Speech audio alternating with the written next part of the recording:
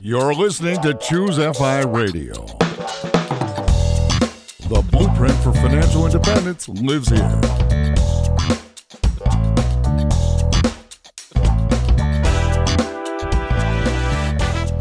If you're looking to unlock the secrets to financial independence and early retirement, you're in the right place. Stay tuned and join a community of like-minded people who are getting off the hamster wheel and taking control of their lives in the pursuit of financial independence. Choose FI, your home for financial independence online.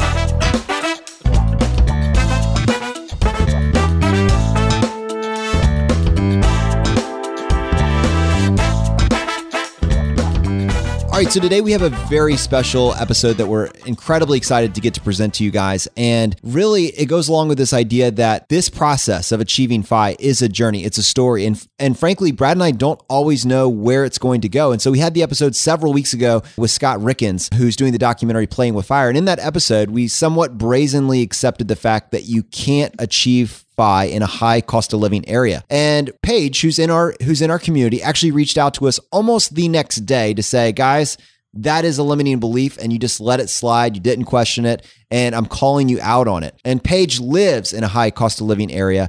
And she was a late start to FI and she's just rocking this goal. So we knew we wanted to get her on the podcast. We wanted to find out her story and exactly how she's doing this, how she's leveraging creativity and unconventional choices to just completely crush this game.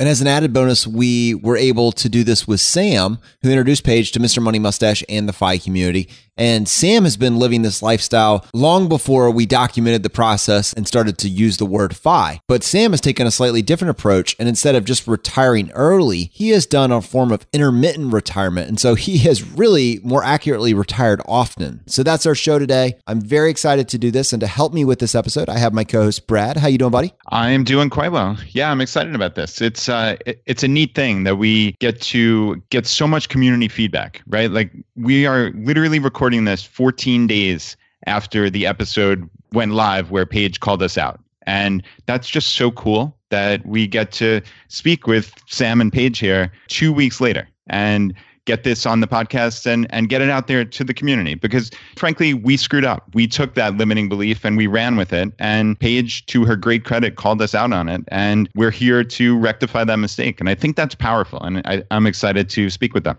All right. So for the first time on the Choose FI podcast, we have Paige and Sam. How you guys doing today? Good. Excellent. Thanks for having us. Well, thank you for being so willing to just call us out. And this is going to be great that we're going to get a chance to see what ideas and thoughts you have about what this journey looks like and the challenges that you face because you live in LA, which if it's not the most expensive cost of living city in the United States, it's certainly one of the top 5 or 6. And then just see how you've gotten a chance to tackle some of these hurdles and where you're headed with your journey. So Paige, I guess, why don't we start? Why don't you tell us just a little bit about your backstory and how you discovered the rabbit hole of FI? Well, yeah, I mean, like we talked about just a second ago, Sam is really the person who introduced me to the MMM forum. I will take credit for introducing her to the Mr. Money Mustache website, but from that point on, she pretty much developed her own obsession and has now far exceeded anything that I had ever done with financial independence. When I got my first real live grown-up job, I had been an artist and a sort of budget. I mean, I was always good at keeping to my budget, but I basically earned, played, and spent. And I got my first really grown-up job in 2014, which is a little bit embarrassing because I was 44 years old. And I had lived cheaply and just said, what am I supposed to do with all this extra money? I mean, what am I supposed to do with this money? And that's when Sam pointed me in the direction of Mr. Money Mustache. And I mean, honestly, just my whole brain just sort of exploded. And the only frustrating thing was if I had done it in reverse, which is more the way he did it, I could have worked, saved, and then retired and lived the rest of my life as an independent artist without the financial insecurity. But instead I did it. I retired first and now I'm working so that I can retire again. Well, and if you had done it the right way the first time, we probably wouldn't have gotten the chance to get you on the podcast talking about this. So I guess the one upshot to this whole situation is at least our audience is going to get a chance to benefit from your experiences. So help us unpack this. You got your job in 2014. I believe you started your FI journey in 2015. And what's interesting about that is that even at that point, your financial freedom clock hadn't started yet, because I believe you had, at the age of 44 or 45, you had a negative net worth. Am I correct in that? Yes, I had and still have student loans. I started out, oh my God, I don't even know when I started paying my student loans, but a very long time ago at about $100,000, which I feel very grateful on some levels that I'm not a millennial. I wasn't able to get private loans, so I was able to refi those into a 4% fixed 30-year loan that has been very manageable all of my working career. Even when I was making nothing, I could make my student loan payment. But yeah, I mean, I still had all that when I started. And really, as far as debt goes, the house and the purchase of the house, it brought my net worth to zero. So it's not as though I paid off those student loans to get here. Not like you, Jonathan. I chose to keep them at a 4% rate. My time is so truncated that I feel like the time horizon to invest is too important for me to go down the path where I pay off this low interest loan and then start saving when that happens. Yeah, I guess that makes sense since your investing timeline is so much shorter. So I think what would be really beneficial for our audience today is if we could start by maybe highlighting some of the obstacles that other people could look at and say, well, how can I do it? Because I didn't discover this in my 20s. I have student loans. I live in a high cost of living area. Do you make a six-figure income? No. Oh my God. No. I mean, at that point in 2014, I made $48,000 a year. By the time I found this in 2015, I think I had broke 50,000, but I mean, I might not have been even breaking 50,000 at that point. And so with all of those obstacles in place, you could see how someone could say to themselves, well, this just isn't for me. This is for those other people. And yet you have a goal of hitting 5 by the year 2025. Yes, absolutely. For me, it's doable. I mean, all those years of living as a starving artist, I think was good training. But honestly, the mindset shift, I have lived on $30,000 and earned $30,000, and that feels a certain way, but earning more, but still living on 30, I feel so much freer. It feels so different. And I can't really describe that feeling other than to say this FI journey sort of set me free of a lot of those feelings of like, oh, how come I can't have those things? And why can't I? Now it's like, why would I want those things? I'm getting something else. That's fascinating to me. So the mindset really did shift, but maybe not in a traditional way. Yeah, totally agree, Brad. And the other thing to me that's so encouraging, especially with regards to Paige's goal of hitting 5 by the year 2025, is just that she's right to be optimistic. It's totally doable. And you can say that because it's just a function of the math. And you're hitting a 50% savings rate. Yes, absolutely. I do pretty much a solid 50% and have the whole time. And that even happened after the housing increase. And that was a little bit harder transition than just sort of cutting back and really taking things down a notch to really hit the numbers earlier when I was making a little bit less. But it's still doable because in the end, I just didn't want to lose the 50% savings rate because the math works. So Paige, talk us through what that savings looks like. Where do you stash it? Are you maxing out IRAs, 401ks, things like that? Or talk us through what your savings actually looks like.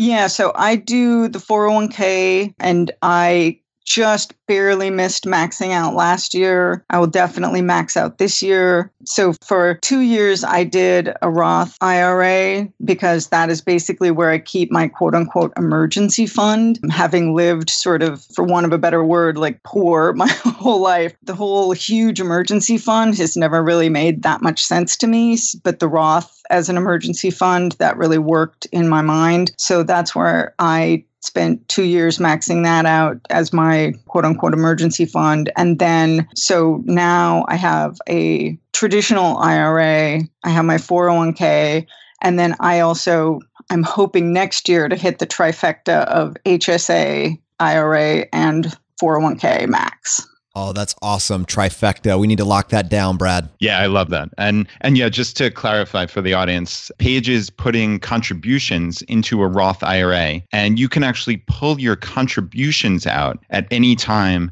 tax and penalty free. So since Roth IRA dollars go in after tax, they've already been taxed. You can pull them out, again, tax and penalty free. Now that's just the contribution portion. So I'm assuming Paige put in the max, the $5,500 per year. So in her example, she has $11,000 sitting in a Roth IRA that she theoretically could pull out at any point, tax and penalty free, as an emergency fund. That's a cool little hack. So Sam, one of the reasons that doing this with you and Paige at the same time is so powerful is because you took a radically different approach. You found this concept much earlier in life.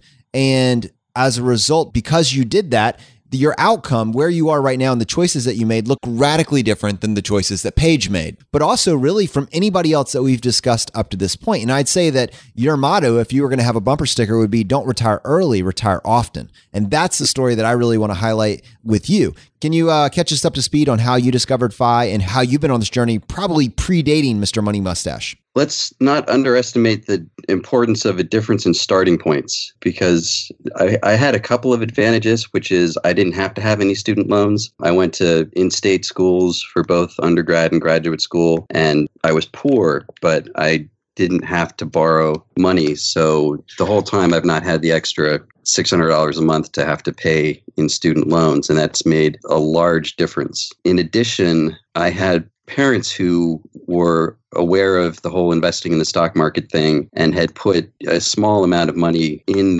my name before I even knew what any of that was. So I was familiar with the concept of investing long before I even was making any money myself. And I think that's another, my mind was aware of that side of the economy, but I was also very broke when I got out of graduate school. Yeah, I think that's really powerful. And I think what you're describing, it's very interesting. We have this conversation about what it's going to look like for second generation FIRE, and the idea that we are going to try to start slowly creating a space for them to start exploring what this FI journey might look like at a younger age. And I think it's very interesting that you can reflect back and see the impact that your parents putting that money aside for you had on your decision tree and on your journey. Yeah, and I would say for second generation FIRE, you have to use force, because I think that we're just naturally in our early 20s unable to think about these issues, because that's the time when you're invincible. That's the time, if you're 22, you don't even want to think about turning 23 because the future is infinite and unknown. I remember I had a friend who was trying to talk to me in my 20s about saving up for retirement and what are you doing for that? And I couldn't hear what he was saying because it just was so far away from what my priorities were. So I think as far as the people who are going to successfully second generation FIRE are going to be those whose parents made them do it, who simply opened the account, said, this is what this account is. This is how you put money in it. This is why you put money in it. This is where you put the money when you find that you have some extra money, and make that process as seamless as just spending extra money would be, and introduce them to kind of the game of that and seeing how that money can grow over time. Because otherwise, I really believe that I in my 20s, and I'm assuming other people in their 20s, are just not, it's just not part of who you are as a young person, worrying about what's going to happen 20 years from now. Sam, that's an incredibly insightful point and certainly an actionable tip for all the parents out there. I'm curious. So you said obviously your parents put this money away for you in the stock market. Did they overtly sit you down and have that conversation about this is what you do, all those things you just described? Do you recollect that occurring? And then do you think that directly led to you then putting more money into your own accounts once you had your job in your 20s? Yeah, I would say that they explained it to me, but it wasn't until much later that I started putting my own money in. But also, if they ever had any money or gift they wanted to give me, they wouldn't give the money to me. They would put it in that account. So any money from home was going to the right place rather than going to me and then making me think about, what am I going to do with this Christmas money? It's already in the account, so I'll just leave it there. Much later for Sam was not 20 years later. Much later was a couple of years later. I mean, by the time you had started earning an income, you consistently started putting away this money. Right. in your mid 20, I mean, maybe not at 22, but by 25, you were consistently putting away chunks of your income into this account. Yes, exactly. But I don't know if I would have gotten over just the friction of having to open an account unless it had already existed for me. I love that. Getting that ball rolling. Your parents already lowered the bar of entry, so you just had to keep the thing going. Yeah. The second half of that really strikes me is that the question changes. Brad, you know how when we talk to guests at some point we say, what was that light bulb moment for you? That's clearly a first generation FIRE type question. I think it changes slightly when you're talking to second generation FIRE. Instead, it becomes, at what point in life did you truly understand and appreciate that your parents had lowered the barrier of entry, that they had lowered the friction to you being able to get this ball rolling. And you actually appreciated where all that time, where all those birthday presents, where those Christmas presents, where all of those funds actually ended up. And you said, wow, that is awesome. And it sounds like for Sam, he was about 25, 26 years old. Yeah, I would say that's true.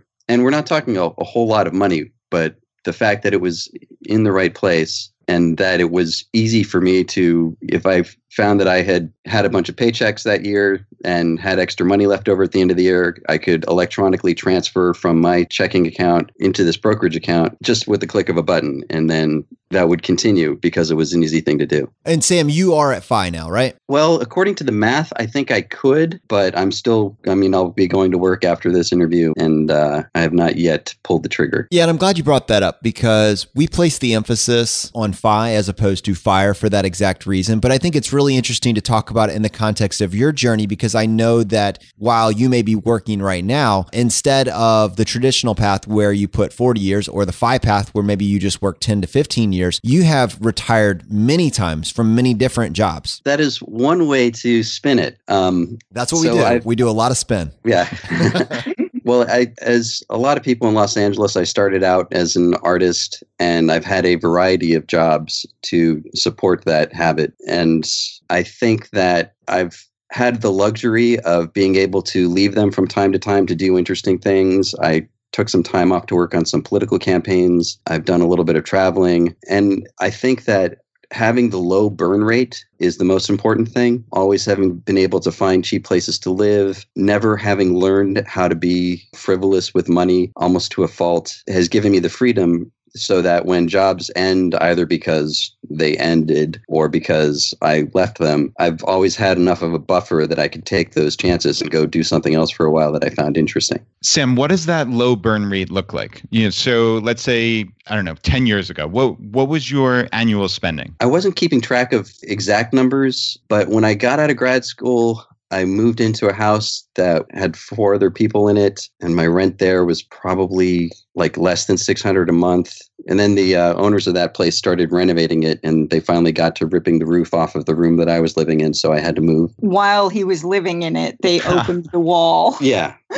And we didn't have a kitchen for like half a year because they had done the first part of renovating the kitchen and not gotten to the actual putting in of the new kitchen. It was an interesting situation. And then after that, I lived in a very, very tiny house under the flight path from Burbank Airport. So I learned how to modulate my conversation level based on what planes were going overhead. But my share of that house was $300 a month, which is even then was ridiculous. And then during the first housing bubble, the owners of that house decided they were going to sell it. So I had to leave that. That's when I moved into Paige's place, which was the same place she had been in since graduate school. And at that time, there were already, might have been 4 other people in addition to her living there.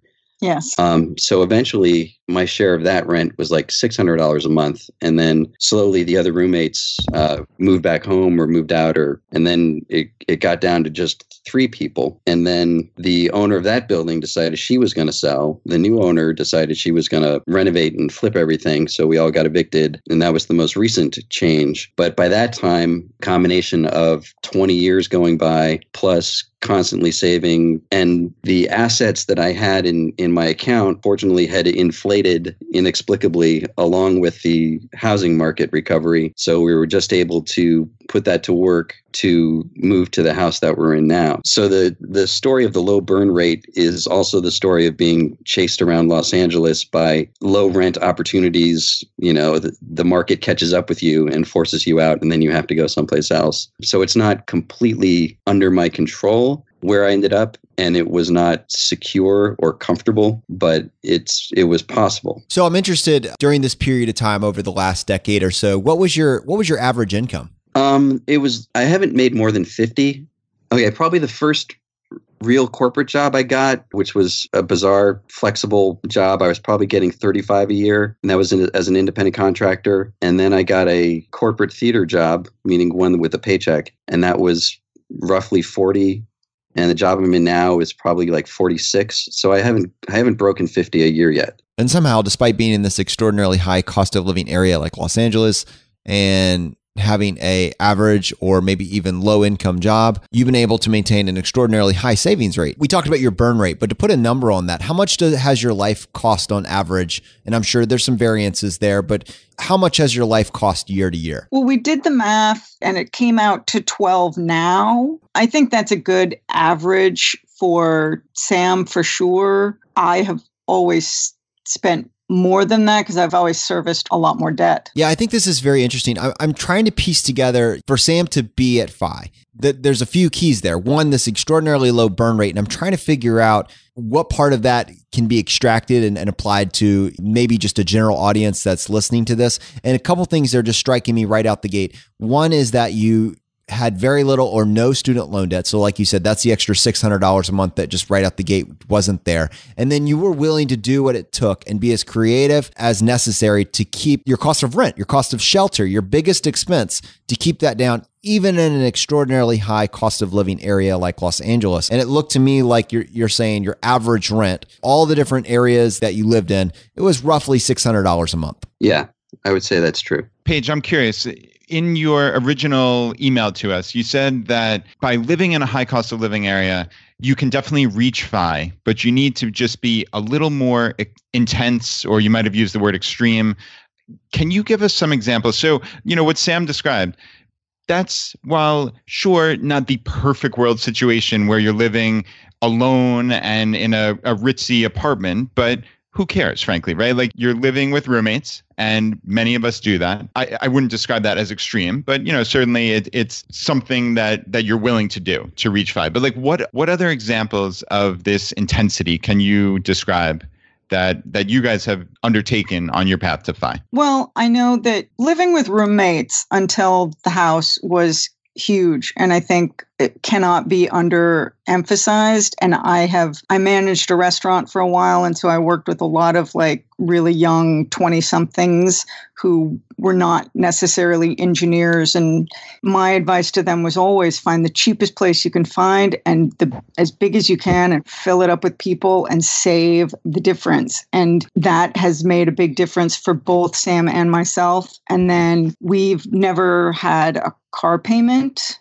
Either one of us has never had a car payment. My car in Los Angeles cost me $400, and then Sam fixed it for me so that it would run beautifully for years. It was a 69 Volkswagen Bug stick shift automatic, and I sold that a few years ago. I want to say right around the time I found Mr. Money Mustache. I had already been biking to work, so the car had been sitting forever, and it finally just made no sense whatsoever to even keep it. And so there was that. And then we don't have cable television, although when we had a lot of people living in the last apartment over that course of that 10 years, we had cable for years during that period, but because it was cut up between 4 or 5 people, and this was a 4-bedroom townhouse, so you can say 4 or 5 people, and that seems like a lot, but it really wasn't that bad. And so sharing expenses, and then as the people dwindled, we just let those expenses dwindle. We cut the cable, and we've always had just liability insurance during the time that we both have had cars. Why not? They're not new cars. And then I biked to work for, a solid decade. Even before I found FI, I was biking to work. I think that's the big ones. I'd also add, we know where every Goodwill store and Salvation Army is in the entire Los Angeles basin. If you look around this place, I could take you on a tour of our house and tell you every alley we found some piece of furniture in, everything that was left behind by a previous roommate that's now something that we're using. I think the only new things that we buy are shoes. I just bought a new pair of shoes, technology like computers and phones and stuff. But other than that, everything is Goodwill, Salvation Army. We have a saying that sooner or later, everything you need shows up in the alley. The alley will provide. The alley will provide. That's fantastic.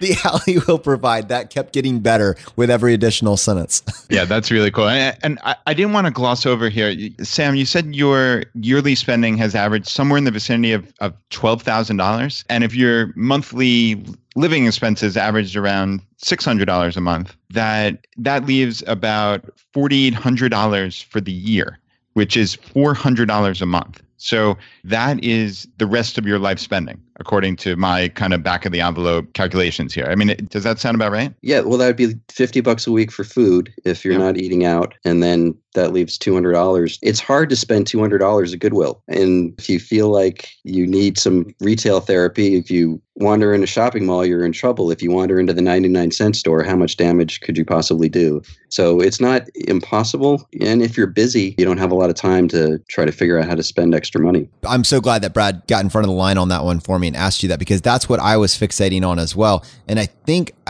just want to inspect that a little bit more closely. So the part that you said $50 a week per food. I mean, what does that look like? Obviously, that's not going out to eat. Brad has talked many times about he focuses on doing $2 per person per meal. And so you would more or less be accountable for 90 meals a month. And I'm just wondering, is that kind of in your mind? Is that a metric that you use as well? Or do you find yourself, do you have any sort of life hacks that you could share with our audience on how you game this thing out? Do you use repetition?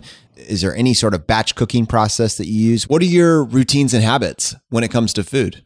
One of the interesting things about the whole FI community is I feel like I've been doing these things accidentally all along.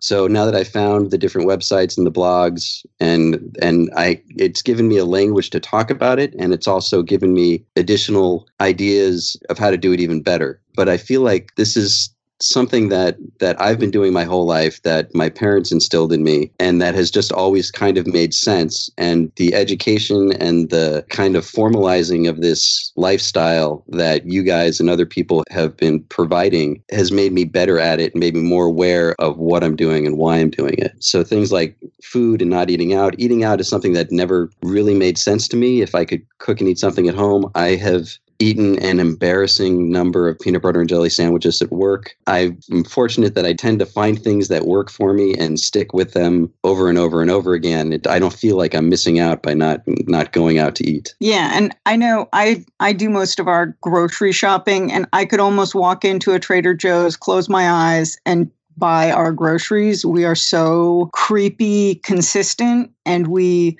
buy our food for the week and we eat our cupboards bare.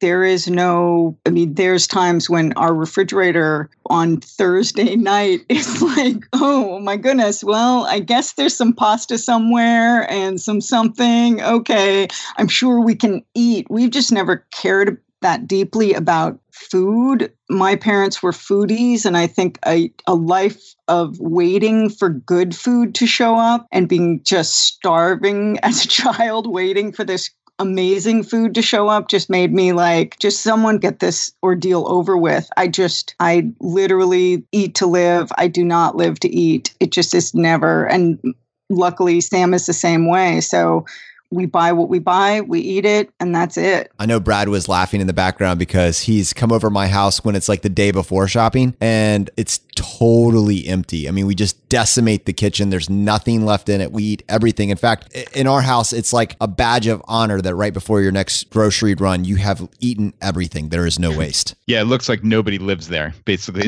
the day before a food shopping event. So yeah, I think that sounds very similar to your house. And we are also creepy consistent. Yeah. Yeah. But there's a lot to be said for that, right? Like Jonathan, you and I have spoken about decision fatigue and just the sheer fact that Paige and Sam here aren't worrying about their food. They're not stressing over it. But it sounds like you guys could go through a given week and just know precisely what you're eating for those 21 meals. And there's a lot to be said for that. It just makes your life so much easier, not stressing over what are we doing for the next meal. And that becomes a daily occurrence where many people are just wasting time running back and forth to the food store to, hold on. I say food store. That's like one of my little weird Bradisms. You got called on it. I know. That's one of my favorite things. It's so ridiculous. For some reason, people from Long Island say food store, and it's like we sound like crazy people, but there's like 5 million of us saying this, but I realize that I sound like a lunatic.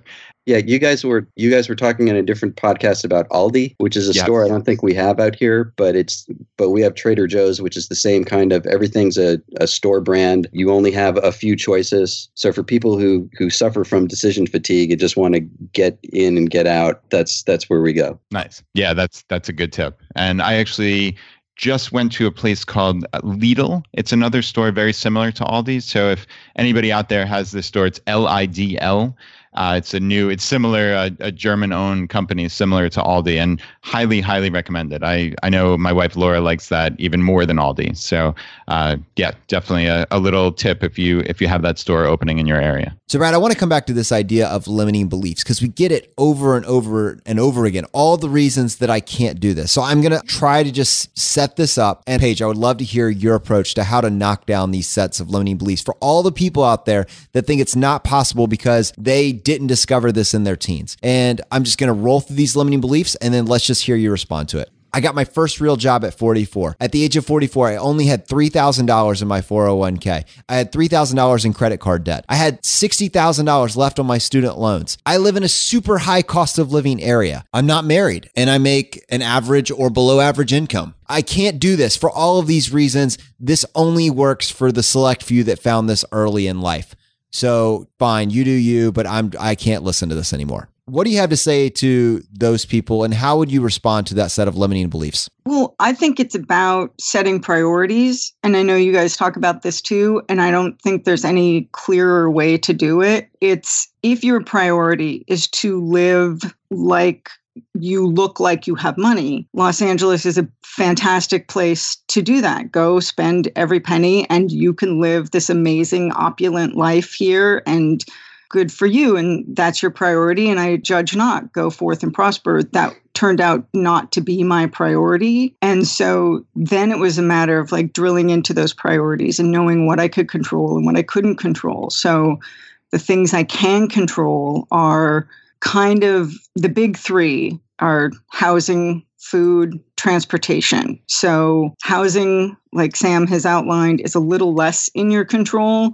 But if you're willing to make certain sacrifices to space or comfort levels, being near the airports, the arbitrage within your own city or roommates and those kinds of things, you can tackle that first big one with a certain amount of flexibility. The second one's food. If you are a foodie and you need to go to restaurants, then you need to tackle it a different way, maybe finding a way to find a job that allows you to do that, or just find a way, like Paul talks about, find a way to do it for free. Find a way to do that for free. There is a way to do that for free. But if not, then limit what you eat, simplify what you eat, batch cook, eat consistently those same things that work and move on. And then as far as transportation goes, I mean, if you have to have a car, which I don't have, although I have access to one of Sam's, then buy used and cheap as you can. Cars are not as unreliable as people like to pretend they are. And we've never paid more than $1,200 for a car. And now Sam and I are both hardcore DIYers, so he keeps those cars running and that is its own thing. But it's not like that car's breaking down all the time. It's not. Little things happen, but little things happen to more expensive cars. So once you've got those three big things dialed in, everything else is just nibbling at the margins. I mean, I still eat out every once in a while. Sam's much better about that, but I still eat out occasionally. And we go places, we do things. And I think that Frugal Woods has touched on this. When you live in a city, which is where most of the high cost of living areas are, there's so much to do that will cost you nothing. You can step out your door and you can bike, you can hike, you can go to museums, you can go to concerts and parks. There's so much free happening.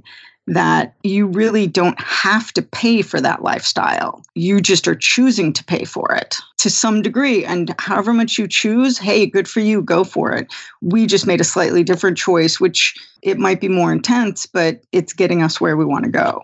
I would add that in any positive change you're going to make in your life, the first and most important step is to forgive yourself for not having done it sooner. Because if you get hung up on that, like, oh, why didn't I start this in my 20s? Why didn't I? You're just going to get stuck. And you have to keep reminding yourself, forgive yourself for not having made this change sooner, and then just move forward. Yeah, I think that's really powerful. And I try to touch on that pretty often here on the podcast, that people just can't beat themselves up about decisions they've made in the past, good, bad, or indifferent. That's in the past. You need to take action today. And you just can't look backward and just rue the past. It just makes no sense whatsoever. So I like to say the best time to start investing was 20 years ago, and the second best time is today. And that is an essential point. And Paige, a couple things that you talked about were flexibility and control. And those are two themes that we talk about here basically every single episode. That if you can be a little bit flexible, most of the people that are pursuing this path to FI, we're not doing anything that extreme. We're just being a little bit smarter and a little bit more flexible. And I think those were essential points. So I really, really appreciate that. Another thing that you had mentioned in your email to us is you said, and just FYI, we are not minimalists. We are quite the opposite. I'd love to hear you talk through that. I have a theory that we're at peak crap in just in the world. Like our ability as humans to manufacture things, clothing, toasters, all that stuff has gotten so good that there are more cars in California than there are people. Just the amount of stuff that exists is so high that the fact that you're paying for any of it or paying anything significant or buying anything new is completely unnecessary. And don't feel like you have to prop up the industry with your paying for things. They'll be just fine. The robots have already taken over and they're going to churn out more crap tomorrow. There's just so much stuff. So I understand the theory behind minimalism and how to simplify your life, and a lot of people are more comfortable with that. One of my experiences is being an extreme do-it-yourselfer. I've ended up with a lot of tools. I've ended up collecting not just objects, but skills that I can use, like fixing cars. The fact that I haven't been to a mechanic since my 20s. I've figured out every time something breaks, it's a new opportunity for me to figure out how to fix it. And these skills add up. And I feel like that has been an important part of independence, is not being dependent on others to do things for you. You could argue what the economics of that is, but it's been a relief to me to know that if my car ends up on the side of the freeway, I will probably be able to get it going again before a tow truck shows up. Where other people, if their car is not starting, it's a life crisis that has to be solved before anything else can happen. And the side effect of all this is the jobs I now have. The way that I'm making money in the world is I'm fixing things. I'm a facility manager at a building, which is basically a big car without wheels with problems that need fixing. So all the skills that I've been developing over this process of being a cheapskate, basically, have come in handy, and I'm actually making money off of it now. That's powerful. Yeah, and one of the other things about not being a minimalist and being DIY, like we own two really fancy vacuum cleaners, both Dysons. They are, I hate them. I will own them forever because Sam will keep them running forever. And we found both of those on the street because people moved out of their apartments or some little thing went wrong. They didn't know they could fix this $600 vacuum machine. And they left it on the side of the street, and Sam hauled it home, looked it up, found the part, ordered it, put it in. And now I like the newer one better, but the Dysons, they are not all they're cracked up to be. If you have ever thought about buying one, don't. They're awful. I hate them. And I'm stuck with them for the rest of my life. If you like models or puzzles, like those old snap together models, that's what a Dyson vacuum cleaner is. It's a puzzle. And once you've figured out the puzzle and put it all back together, then you get to do some vacuuming. And that's kind of like that. Basically, those vacuums in my mind sum up our lack of minimalism. It's like we find these things that can be rescued, and we haul them home and rescue them. We do this with a lot of the stuff we have, and sometimes they make it back out of our house into other people's homes. We had some friends move here from New York, and we furnished their entire apartment out of our apartment. And that, I'm not making that up. We gave them so much furniture that we basically furnished their first round of living in Los Angeles. Yeah, the alley was very generous that year. Hey, Sam, I'm curious. So you described that you last took your car to a mechanic in your 20s. So that suggests to me that you didn't grow up as like a 6-year-old kid learning how to fix cars and fix vacuum cleaners from your family.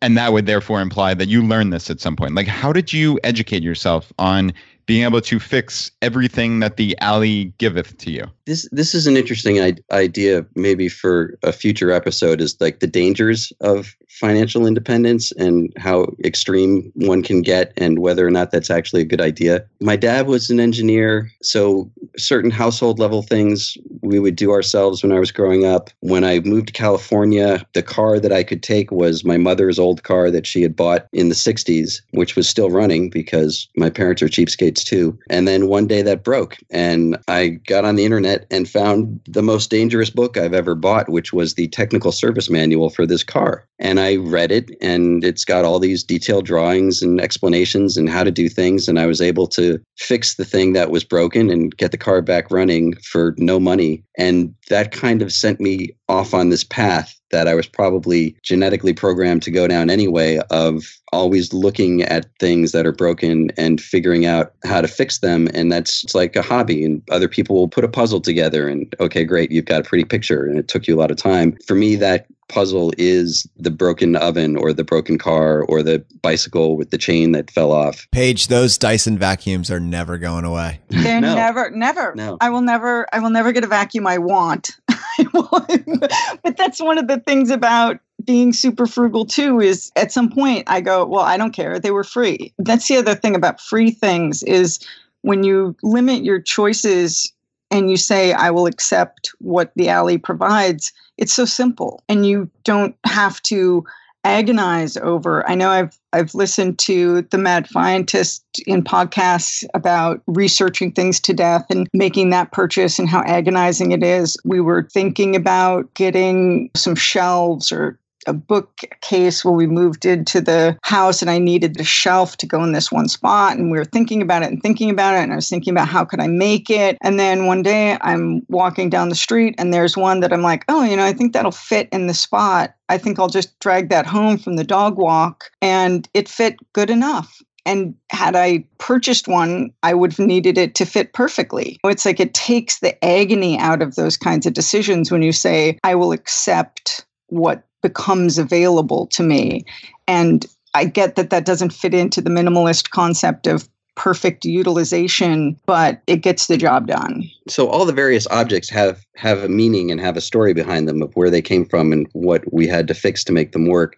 So they mean something different than, oh, is this like fashionable or in style? It means something more important. The danger of being an extreme do-it-yourselfer is if you find something that's broken in a way that you know how to fix it, that something becomes very attractive. And it's almost like you'll pay more for something if it's broken and you know how to fix it, just so you can have that experience. And that's where things go a little bit over the edge. I visualize you guys as viewing Los Angeles itself, the entire city, as this puzzle.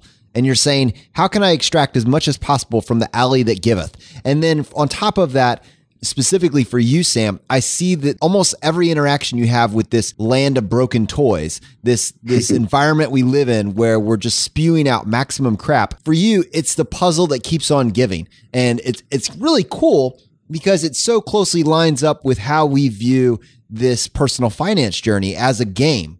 And I'm synced up with you, man. I'm totally synced up with you. Yeah. And it also allowed us to do the final big hack, which is the house. I mean, yes, it eats a significant percentage of my income, which I know is not very FI or mustachian or whatever ism you want to apply to the math of our house. But we were able to purchase a house that a lot of other people would not have put their hands anywhere near. As a matter of fact, 5 people tried to buy our house and fell out of escrow before we got our hands on it. And we're thrilled about that because we live in a great neighborhood, and it's not officially the worst house in the neighborhood because we arbitraged our neighborhood quite a bit. We did a lot of searching for the safest bad neighborhood in Los Angeles, and I think we found it. But the house needed things, and we were working with a pretty traditional realtor, and we walked into houses that had giant holes in the floor all the way down into the foundation. And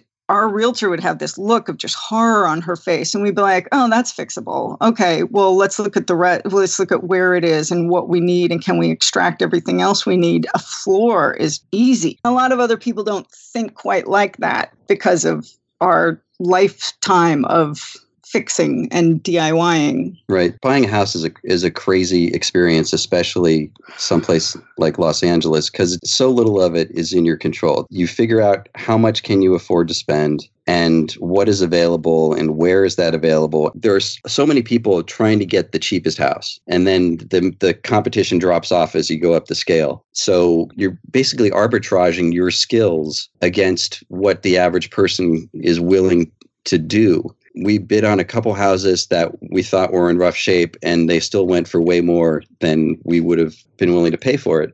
The one we ended up in, there was an obvious gas leak when you walked in the house. And I think that probably turned a lot of people off. Because I imagine, dying in your sleep is going to turn people off. I'm shocked. You can imagine that some people would be intimidated. Skittish. Yeah. Yeah. Facility manager Sam walks in and says, "Paige, this smells like opportunity." But it's a very narrow band, because if there is a house that is reasonable and low priced, a flipper is going to get it. And these flippers come in, they pay all cash, and they put in $50,000, and then they resell the house 6 months later for $150,000 more than they bought it for. So you're competing with those people. So you got the house that's been neglected, where sadly to say the last generation has passed on, and the kids want to just sell it and get on with their own lives. And it has to be just bad enough the flippers don't want it. Exactly. And that's the house we found. And luckily we did. Gas leak seems to be on the list of things even flippers don't want. That and one-car garages. They don't want to deal with that. Yeah. But it put us in a position, along with the fact that Sam has zero credit history from a life of frugality and whatnot. We were in a really tough bind. We could do zero traditional financing between the market and his situation.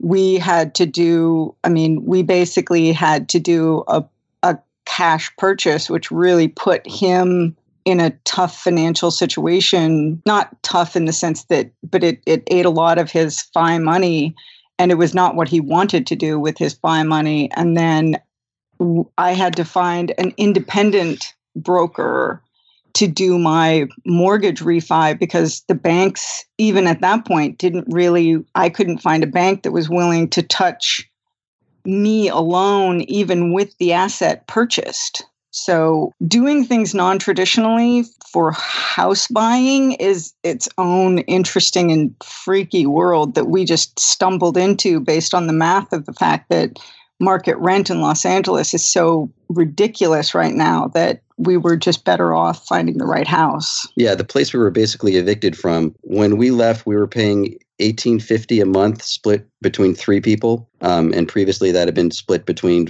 as many as 6 people in the years before. The woman who bought it fixed it up, put it back on the market at $5,700 a month. Wow. And So she got triple, it. essentially. Yeah. So that's how crazy things are rent-wise in Los Angeles. What was the purchase price of the house? $475 Yeah. With a gas leak. with a gas leak. Yeah. Wow. No contingencies, no saying, "Oh, you guys got to fix this first." None of that. Just as is. And you purchased this cash. Yeah. Well, the fortunate thing is, even as the housing market recovered in the last 3 or 4 years, the stock market has also done some inexplicable inflating. So it was basically selling every single asset I had to raise the money to buy the house, which I was able to do. So, Sam, I'm curious what the intermediate to long-term play is here? You sound like a compulsive fixer, right? So is this a project for you? Is this something where you think that the two of you can come in and fix this up and add a lot of value and then you'll sell it for a profit? Or is this like a long-term just housing play? It's a long-term housing play, but the fact that we can do all the work ourselves is what made it financially possible. And the fact that it has things, again, like what I said about you find something that has problems with it that you know how to fix, those become features. Those are things that are attractive. And this house has plenty of problems that we know how to fix them. And that's what made it possible for us to move in here. And plus the fact that the opportunity cost of the money that is now in this house and the mortgage for Paige's half of it is still less than we would have been having to pay for any similar place in Los Angeles if we were still renting. The math has recently flipped so that renting is just impossible and buying starts to look like it makes sense. Especially at this price point. I mean, this price point kind of makes the math work especially well. But it is the fact that we are long-term people. I know J.L. Collins wrote an article about the house, and we don't necessarily consider it an investment. It is a living expense. But in that article, he says, are you a person who needs wings or are you a person that needs roots? And I moved around most of my childhood and I need roots. I lived in the apartment I lived in when I moved to Los Angeles for 20 years. I was there through multiple roommates, lots of changes, but I was the consistent 20-year renter. And I like that. I like that idea of putting down the roots. And then just luckily, we just happen to be by an area where we're not currently and did not have to pay for the privilege. But very soon, within the next year and a half, we'll be less than 2 miles from a train stop in Los Angeles, which is a big deal, and a huge sports development down the road. And we got lucky and we didn't have to pay for those privileges, but they will. By the time we did the refi, the house had appraised at 610, and some of that's the work we put in, and some of it is just this ridiculous housing market. And we fixed the gas leak. Yeah, we fixed the gas leak. Minor details, right? Right. And Paige, your point about the roots, I think that answers my question because I was curious why you wouldn't just in 3 years, once you've fixed everything up and the house went up a couple $100,000, because I assume once you get rid of gas leaks and holes down to foundations and things like that in LA, the house is going to go up a couple $100,000, that you don't just move to the next house that you find with a gas leak and whatever infestation, right? And so to me, that was my curiosity, but I think you answered it with the roots. Does that pretty much summarize what your thoughts? I think so. We've also talked about the idea of considering it a slightly longer term live-in flip, but thinking along those lines, depending on what does happen. I mean, the housing market is so crazy that there is a little part of you that says, but that's the other punishment we get for not being minimalists. Moving is a much bigger ordeal when you have so much stuff, and that's a priority issue. So for everything that we do, quote unquote, right, we do a ton of stuff wrong, and we're still able to make this journey work. You just have to choose what you're going to do wrong. I do housing wrong, and I get that. There's no spin that fixes the fact that 60% of my spending capital goes to housing. There is no fixing that now. That is a mistake in the math. It's not going to affect me reaching FI because I opted for that to mean I would make I don't want to call them sacrifices, because the truth is they don't feel like sacrifices when you have something you want and you're getting something you want. You don't feel like you're sacrificing. And on some level, also, we have enough stuff. What more stuff could I buy? We have plenty. I'm fine. I'm happy. I'd rather have my home and now build it into a sanctuary for myself to live in. And also, we're older, so we do think about it in terms of, it's a single-story house with a big backyard for me to putter and garden in, and I'm going to be a little old lady not long from now. And it does change certain things as you get older and you still, I know I listened to a Radical Personal Finance where he talked about the fact that you have to be prepared that your priorities may change. And he was warning against the idea of the ERE style lifestyles or the Mr. Money Mustache, which is kind of funny that they were the same thing in his mind, a $9,000 a year living lifestyle and a $25,000 a year living lifestyle were the same. Those are very different, but he put them in the same category and called them extreme. And I just think that the nice thing about having started this journey at 45 years old is I already knew so many of the things of who I am. I don't have to worry that, in 10 years, am I going to like living here? In 10 years, am I going to like the things I like now? I liked these things 10 years ago. I have a lot of life behind me to know that, yes, this is a mistake, but it's the right mistake for me.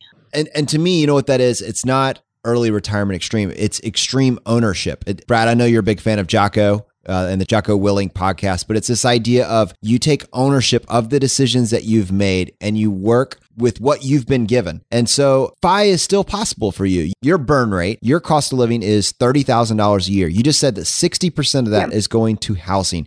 And I think where I want to land is with everything that we talked about earlier, with all those, I guess you could say, quote unquote, disadvantages that you'd been handed. How do you hit FI by the year 2025? What does that scenario actually look like? Well, there's a couple of benefits to being old in this particular case. One of which is within the next 3 years, I get to contribute significantly more to my 401k. And as long as I stay on a minimal raise trajectory, which I should, if not make a little baby leap here or there, I can max out even that added benefit.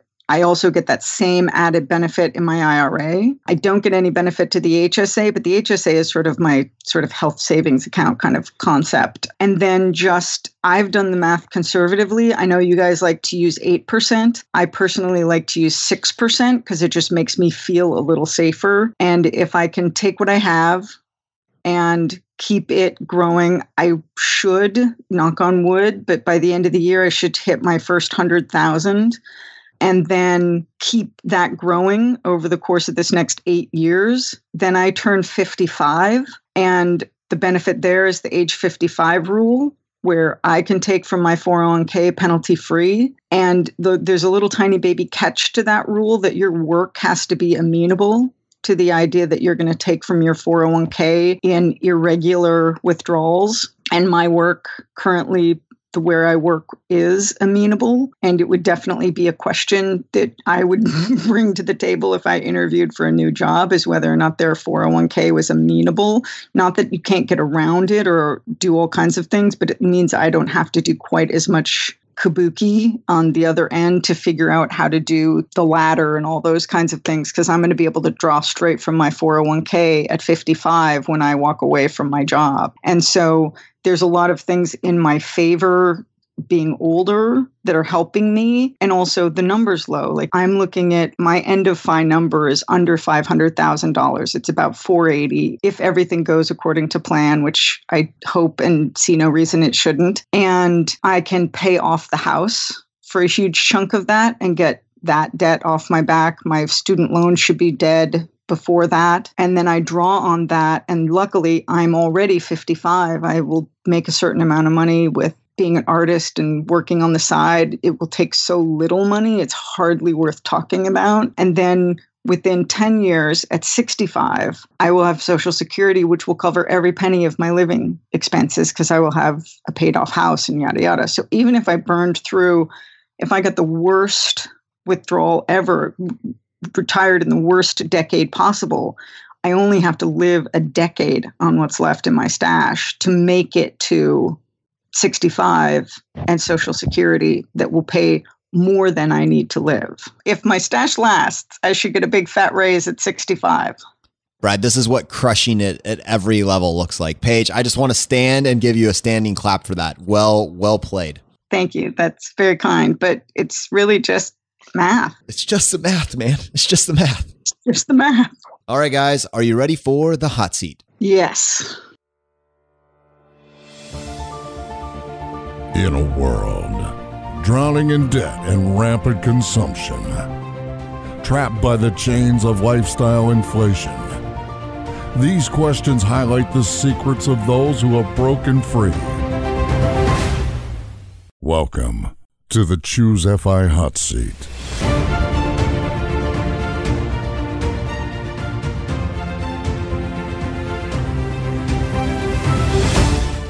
All right. Our first question for each of you is, what is your favorite blog? And this could be financial independence or otherwise, any site out there. For me, I'm going to go with The Mad Fientist, just because it's not just the things he's laid out. It's the sort of simplicity of trusting the math that as a non-math person, I am not an engineer. I am an artist through and through. And so being able to really look at the math and say, the math is solid, really had a profound effect on me. So I have to go with that. I mean, that and like someone like Big Earn who just crushes the math. I really appreciate those sites. I would say Mr. Money Mustache, and especially the forums, just because there's so much there. I think with advertising spending billions a year to make us stupid with our money, you kind of need to counteract that with a few hours every couple of weeks hanging out on these forums and just refreshing and resetting your brain to what the priorities should be and why they're important. Yeah, nothing like a couple solid face punches to wake you up.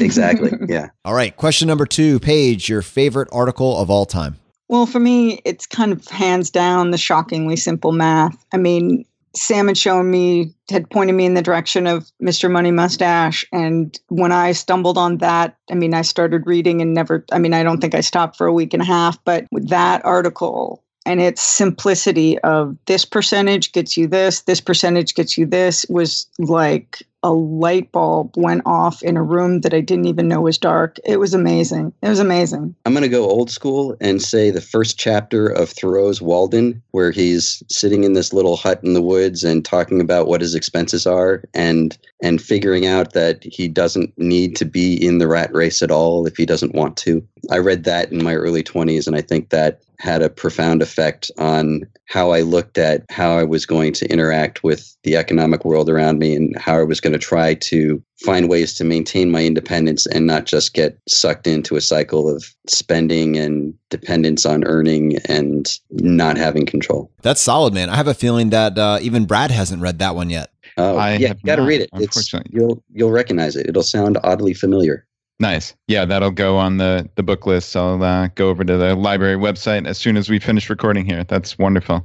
All right, guys. Question number 3, your favorite life hack? YouTube, 100%. If you're a DIYer, you cannot live without it. I mean, I've learned how to plaster walls, how to do woodworking things, how to deal with various types of old and new paint, how to strip paint, how to leave paint and sand it properly. I mean, it has everything. I mean, I hate to say it. I would say it's just a tiny bit better than the library. Oh.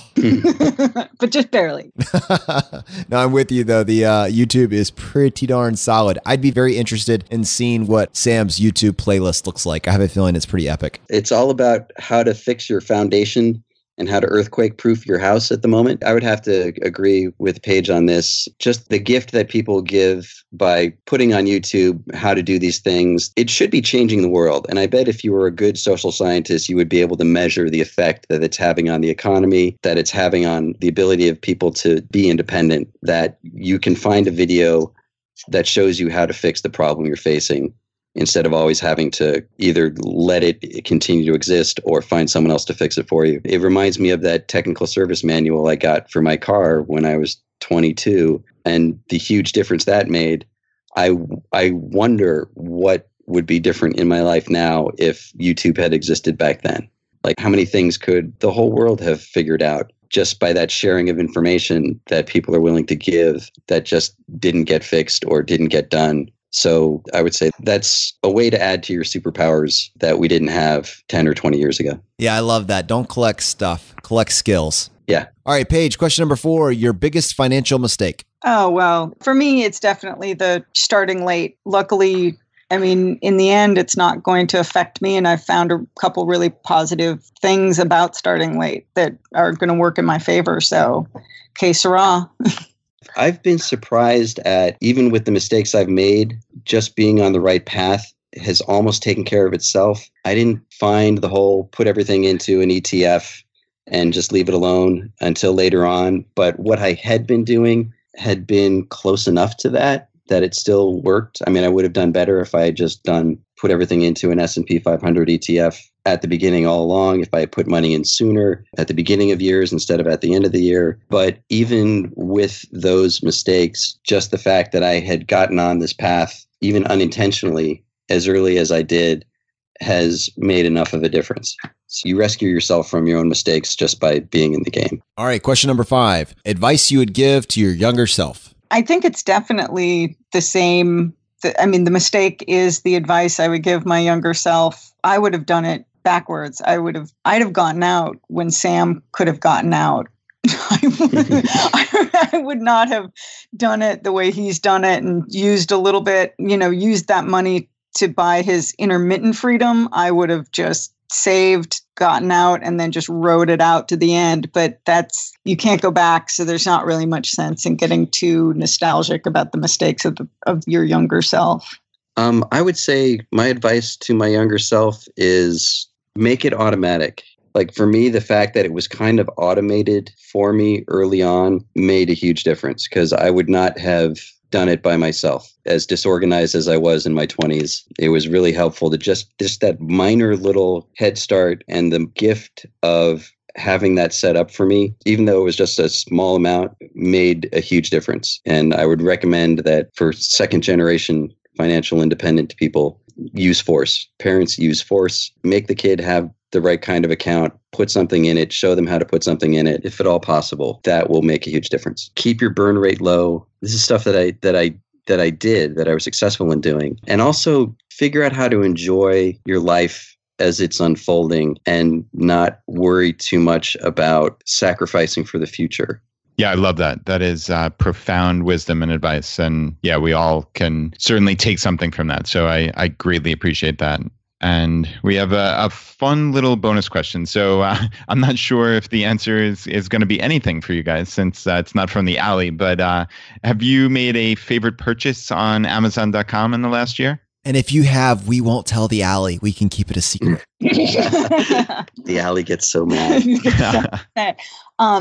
So we did a lot of research when we refinished our wood floors here in the house. And there was a very particular product that the state of California does not like, but we wanted badly to do our floors with because it's a little more old school and it's also a little better wearing when you have pets, and we're kind of hard livers. We drag project in and out of our house, and having the newer wood finishes was going to be a little bit tougher for us. And so we wanted this little bit older school wood finish, and Amazon was willing to send it to us. And so that is my favorite purchase I've made on Amazon in the last year, was getting this particular wood finish for the house. I got a really good soldering iron that I got for my birthday a couple months ago. It was a used Weller with the adjustable thermostat. And if you ever do any work on electronics or soldering, it is a life-changing difference to get a really good, high-quality,